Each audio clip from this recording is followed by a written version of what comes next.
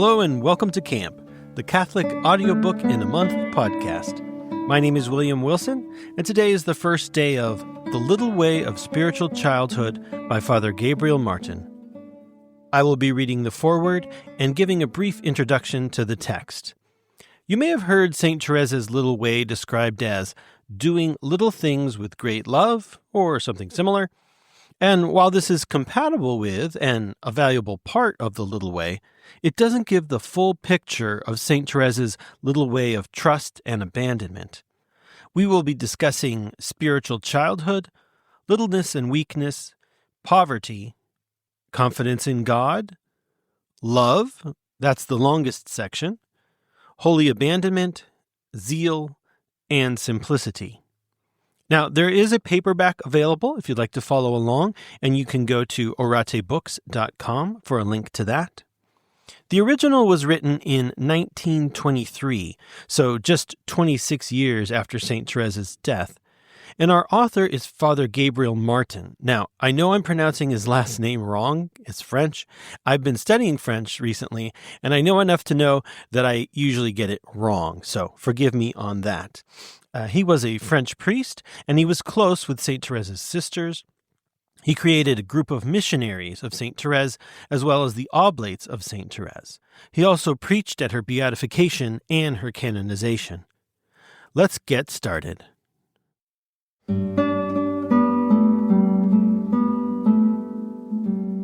Foreword. Had St. Therese of the Infant Jesus remained on earth, she would have been 50 years of age this year, 1923, which sees decreed to her the honors of beatification. Other young saints, it is true, have in as short a time had the happiness of sanctifying themselves and the glory of being beatified. But what is new, we believe, in the history of canonizations, is the unprecedented movement to which her cause has given rise throughout the whole world. From every quarter of the universe, in fact, from uncivilized as well as civilized countries, from all classes of society, have come innumerable and most touching supplications begging the Holy See to raise to the honors of the altar the humble little Carmelite, who, on the last evening of September 1897, passed gently away at the monastery of Lisieux without, however, having done anything remarkable in the ordinary sense of the word, and, at all events, practically unknown to her contemporaries at the time of her death. Such a movement, astonishing though it be, may apparently be explained by the extraordinary abundance of favors attributed to her intercession. But these favors in their turn demand explanation, for God does nothing without motive, and, above all, he is not lavish of his miracles without weighty reasons. In the designs of God, the miracle is the letter of recommendation that he gives to his envoys in order to accredit them with men. It is the impress of the divine seal upon their acts, and the authentic proof of their supernatural mission. Had then St. Therese of the Infant Jesus a providential mission to fulfill? Yes, and the shower of roses that she had announced before her death, and has never during 25 years ceased to let fall upon the world, is but the divine signature certifying her commission. The meaning and purpose of this mission Sister Therese explained clearly a short time before her death.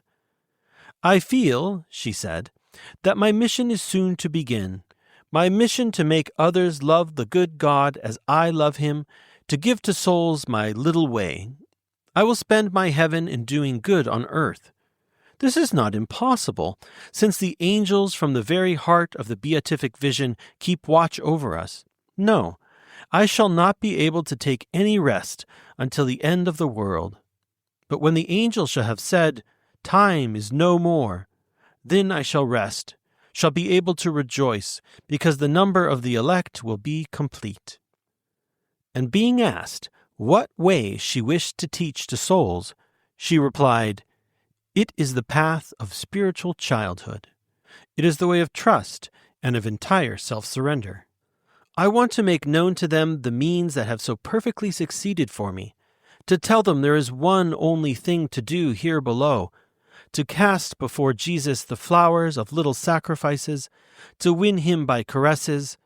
That's how I have won him, and that is why I shall be so well received. It is this little way of spiritual childhood that the present work proposes to make known. It is addressed to all seriously Christian souls, but particularly to those whom St. Therese always called little souls, designating by this word those who, not being called to imitate the splendid achievements of the great saints, must for that very reason walk in the simplicity of the common way during their whole life. For the inestimable advantage of this little way is to put perfection within reach of all who are of good will, to render accessible to whomsoever has the sincere desire of attaining thereto the highest summits of divine love. Two principal motives have inspired the author to write.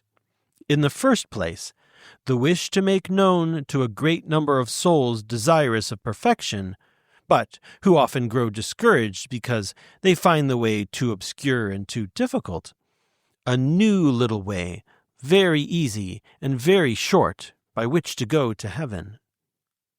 In the second place, a profound feeling of gratitude towards the lovable saint, who, during her exile here below, prayed so much and suffered so much for the sanctification of priests, and in whom he loves to recognize his heavenly benefactress.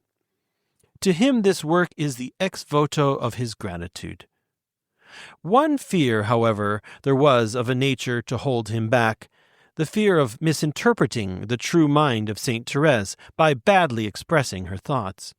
But in the midst of the twofold family, human and religious, where this celestial flower of virtue sprang up and bloomed, those very persons who were the best able, from her early childhood to her last hour, to penetrate to her inmost soul, have been well pleased to give to the author of these pages the assurance, most precious to him, that the true sentiments of their holy little sister have been faithfully expressed.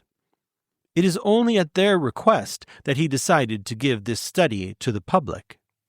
His aim in composing it has not been to write a complete treatise on spirituality, but only to point out a particularly easy means of sanctification, and so there is question merely of what directly relates to the little way of childhood.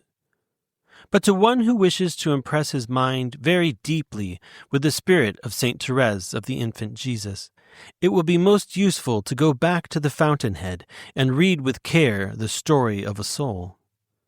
Finally, to complete our modest study, we strongly recommend the work that the Carmel of Lisieux has just published under the title The Spirit of St. Therese of the Infant Jesus According to Her Writings and the Eyewitnesses of Her Life, and in which pious hands have arranged with as much art as love, and as so many precious stones in a rich casket, all that could be gathered of the thoughts and sentiments of the dear saint. From reading and meditating on it, the greatest profit will be derived.